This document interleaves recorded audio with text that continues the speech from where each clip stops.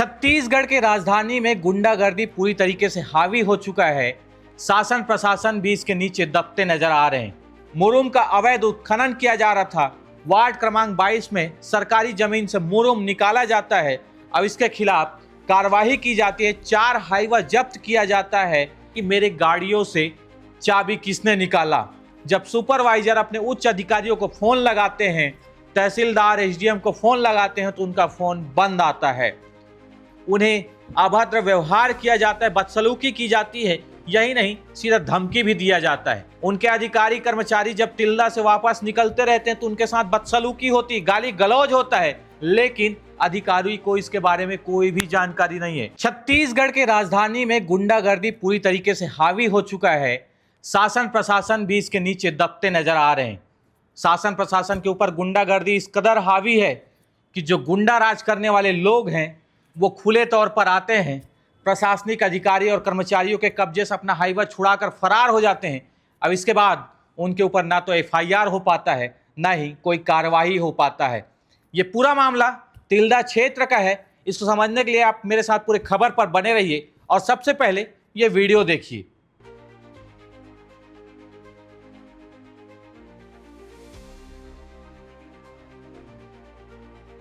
ये वीडियो आपने जो देखा ये तिल्दा शहर का है। ये पूरा मामला तिल्दा शहर का है, जहां पर खनिज विभाग के सुपरवाइजर डीके साहू अपने सैनिकों के साथ खनिज की कार्यवाही करने के लिए पहुंचे हुए थे। उनके साथ वहां के स्थानीय एसडीएम आशुतोष देवांगन भी मौजूद रहते हैं। तहसीलदार, नायब तहसीलदार व पूरा अमला वहां पर उपस्थित रहता है। मुरुम का अवैध उत्खनन किया जा रहा था। वार्ड क्रमांक 22 में सरकारी जमीन से मुरुम निकाला जाता है। अब इसके खिलाफ कार्रवाई की जाती है। 4 हाईवा जब्त किया जाता है और उस हाईवा को सुपरवाइजर को सौंपकर एसडीएम और तहसीलदार अपने अपने कार्यालयों के लिए रवाना हो गए थे। जब सुपरवाइजर इन हाईवा को लेकर रायपुर के लिए रवाना होते हैं तो रास्ते में रुककर खाना खाते होते हैं। इस दौरान एक जनप्रतिनिधि पहुंचते हैं और वो जनप्रतिनिधि सीधे तौर पर सवाल करते हैं कि मेरे गाड़ियों से चाबी किसने निकाला। बात यहीं तक नहीं रुकता, उनके द्वारा गाली गलौज किया जाता है, धमकी दिया जाता है और इस धमकी भरे बातों के साथ ही वो तमाम हाईवा को लेकर वहां से फरार हो जाते हैं। जब्ती किया गया हाईवा उनके कब्जे से छुड़ाकर रवाना भी हो जाते हैं। इसके बाद जब सुपरवाइजर अपने उच्च अधिकारियों को फोन लगाते हैं, तहसीलदार एसडीएम को फोन लगाते हैं तो उनका फोन बंद आता है। सुपरवाइजर मौके पर दहशत में रहते हैं। वो थाने पहुंचते हैं, थाने में इसके बारे में पूरी जानकारी देते हैं। इसके बाद भी अब तक उसमें ना तो एफआईआर हो पाया है, ना ही कोई कार्रवाई हो पाई है। हमने उस सुपरवाइजर से बात करने का प्रयास किया है। उनका क्या कुछ कहना है इस पूरे मामले पर, आप विस्तृत रूप से सुनिए। सर, ये बोल रहा था कि आपका एक वीडियो वायरल हो रहा था सोशल मीडिया में कुछ। अरे महोदय जी, अब कहा है हम ना गिरे हैं जांच में। अच्छा। है ना, एसडीएम साहब के आदेश से हाँ। एसडीएम साहब भी उपस्थित रही से तालाब में। अच्छा। है ना, यहाँ शिकायत भी सुना एसडीएम साहब, तहसीलदार, नायब तहसीलदार। अच्छा। अब वहाँ से क्या है, 4 गाड़ी मुरुम जो अवैध रही से ओला ले जात रही थाना सैनिक सिपाही। रास्ता में कोई आदमी रोक ली 8-10 मतलब कहीं के गैंग में आके। अच्छा। चाबी अभी छीन ली, गाली गलौज करके वाला उतार दी। कौन थे सर, कौन थे? उन लोग नहीं पहचानते? नहीं पहचानते ना हम लोग तो। मैं तो वहाँ था, मतलब तालाब में मैं अकेला था ना वहाँ। और एसडीएम साहब, तहसीलदार साहब लोग, हम लोग टीआई साहब को भेज रहे करके निकल गए वहाँ से। अच्छा। अब हम लोग तो फिर अपना स्टाफ से सूचित किया कि ऐसी बात है कि रोक दिया है और चाबी अभी छीन के ड्राइवर को भेज दिया गया है, गाली गलौज खूब कर रहे हैं करके। तो ठीक है भाई, मैं भी आ रहा हूँ वहीं ऐसे करके। मेरे आते तक तो गाड़ी को ले गए भगा के। उसके बाद फिर हम लोग गए थाना में देखे तो यहाँ कोई नहीं है। तो फिर कोई नहीं है तो फिर एसडीएम साहब से संपर्क किए। एसडीएम साहब का मोबाइल स्विच ऑफ पता है। उसके बाद फिर अब क्या है, कोई नहीं है और कैसा किया जाए करके फिर खाना खाने के लिए बैठ गए। खाना खाने के लिए जस्ट बैठे हैं, वहाँ आके 8-10 आदमी का 15-20 आदमी से ज्यादा था। कौन है क्या है नाम पहचानता नहीं मैं, है ना, नाम से भी नहीं जानता। आके गाली गलौज करने वाला करने लगा, कैसा हिम्मत हुआ, ऐसा है वैसा। मैं बोला भाई साहब ये एसडीएम साहब के आदेश से हम लोग यहाँ आए हैं, अच्छा। ऐसा ऐसा हुआ है, ऐसे करके नहीं चलो थाना चलो, तो चलिए थाना, हम तो गलती किए नहीं है, तुम काहे के लिए करेंगे भाई। थाना गए, थाना में टीआई साहब पूछे, टीआई साहब को बतला दिए कि ऐसा ऐसा मामला है सर, एसडीएम साहब का ये था। उसमें गए थे, एसडीएम साहब भी उपस्थित था, लेकिन एसडीएम साहब समय से पूर्व निकल गए। तो ये लोग इल्जाम लगा रहे हैं हम लोग को, मेरे ड्राइवर से चाबी छीन लिया, ऐसा है वैसा करके, जब ऐसा कुछ नहीं हुआ था। उसके बाद फिर वहाँ से टीआई साहब फिर कलेक्टर साहब से बात करके फिर हम लोग को जाओ करके बोल दिए थे। वापस आ गए। तो सर इसमें पूरे मामले में गाड़ियां कहाँ हैं और एफआईआर नहीं हुआ क्या? अब हम अपना उच्च अधिकारी को बता दिए है ना। अब उच्च अधिकारी क्या किया है क्या नहीं किया, इसके बारे में मेरे को कोई जानकारी नहीं है। उच्च अधिकारी मतलब आप कलेक्टर साहब को रिपोर्टिंग की डायरेक्ट? नहीं, आप अपने सहायक खनिज अधिकारी डिप्टी डायरेक्टर को किए हैं, डिप्टी डायरेक्टर टीआई साहब से बात किया है, कलेक्टर से बात किया है, इसके बारे में मेरे को कोई जानकारी नहीं है। अच्छा, मतलब सहायक खनिज अधिकारी जो हैं उनको बता दिया और आप लोग निकल गए? हाँ, वहाँ से फिर टीआई साहब से बात की है। अच्छा, हाँ। टीआई साहब फिर एसडीएम साहब से बात किए होंगे। एसडीएम साहब फिर बोले कि जब किससे बात किया है एक बार बताया नहीं जी टीआई साहब मेरे को, लेकिन यही बोले कि ठीक है आप लोग निकलिए ऐसे करके। मतलब एफआईआर कुल मिलाकर नहीं हुआ, ऐसा कुछ है क्या बोल रहा था? अब अधिकारी के ऊपर है सर, वो अधिकारी किया है नहीं किया है, मैं तो नहीं किया हूँ। मैं तो केवल मोबाइल से जैसा अधिकारी मेरे को आदेश किया था उसके फलस्वरूप उसको मैं अवगत कराया हूँ। मेरे साथ ऐसा मतलब टीम के साथ ऐसा ऐसा हुआ है, हो रहा है करके। नहीं, ये बोल रहा था सर कि आप 4 गाड़ी जब्ती करके ले जा रहे थे, उसके बाद आकर आपको गाली गलौज किया गया और आप खुद ही इसमें एफआईआर नहीं करवा रहे, मतलब आपके साथ गाली गलौज मारपीट, यदि कुछ घटना दुर्घटना हो जाता तो कौन जिम्मेदार रहता है, ये बोल रहे थे। और वो जब्ती हुई गाड़ियां हैं कहाँ फिलहाल, ये बोल रहा था? वो तो भगा के ले गए सर, तो उस समय तहसीलदार भी सामने था, उसके सामने में ही ले गया उसको। मतलब तहसीलदार नायब तहसीलदार था, मैं तो नहीं था वहाँ पर। अच्छा, हाँ। मैं तो दूसरे जगह था, उसके सामने से ले गए, चाबी वाबी छीन छान के अच्छा। ले गया। तो फिर वहाँ जो स्टाफ थे मेरे को मोबाइल से सूचित किया कि ऐसे ऐसा बात है। मैं अपने उच्च अधिकारी को सूचना किया हूँ और क्या बोलते हैं एसडीएम साहब से बात किया, एसडीएम साहब का स्विच ऑफ बताया, फिर अपने उच्च अधिकारी से बात किया, अपने उच्च अधिकारी फिर आगे अपने उससे उच्च से बात किया डिप्टी डायरेक्टर से। ये हुआ है। वही बोल रहा था, मतलब आपको गाली गलौज कर रहे थे तो वो कौन है उसके बारे में पूछताछ करके पड़ताल करने की भी कोशिश नहीं किए?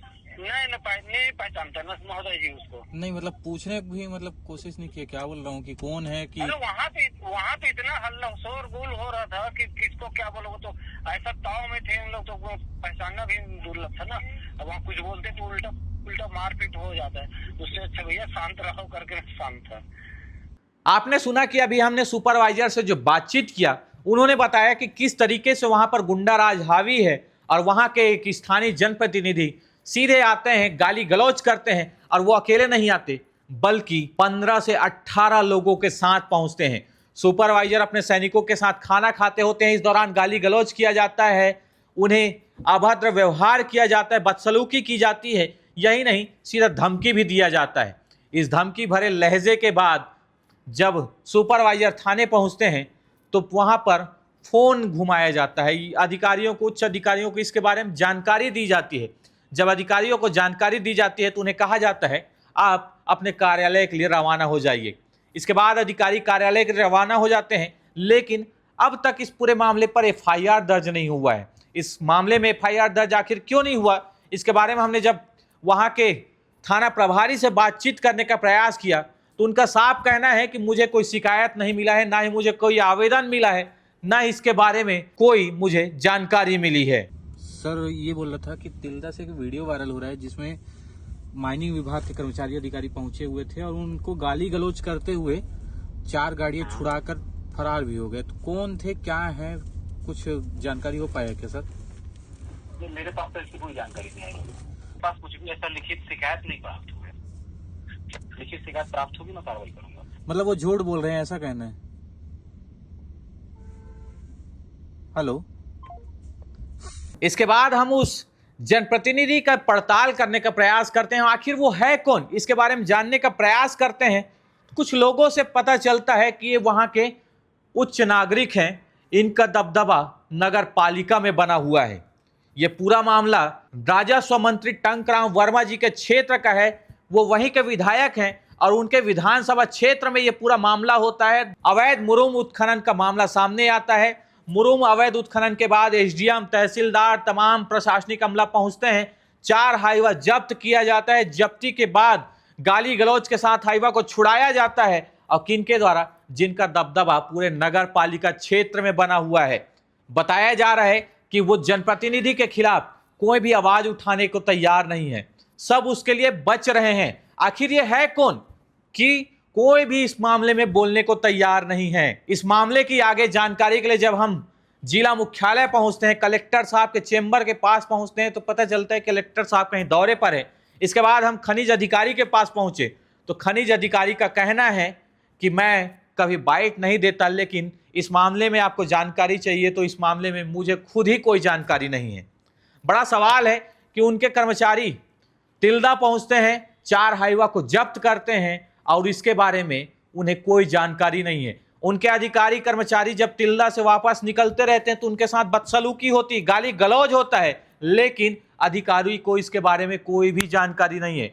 बड़ा सवाल यह भी है कि पूरा मामला राजस्व मंत्री टंकराम वर्मा जी के क्षेत्र में होता है, लेकिन खनिज अधिकारी और प्रशासन को इसके बारे में कोई जानकारी नहीं है। बड़ा सवाल है कि गुंडा राज इस कदर हावी हो रहा है कि शासन प्रशासन इसके नीचे दबते जा रहे हैं।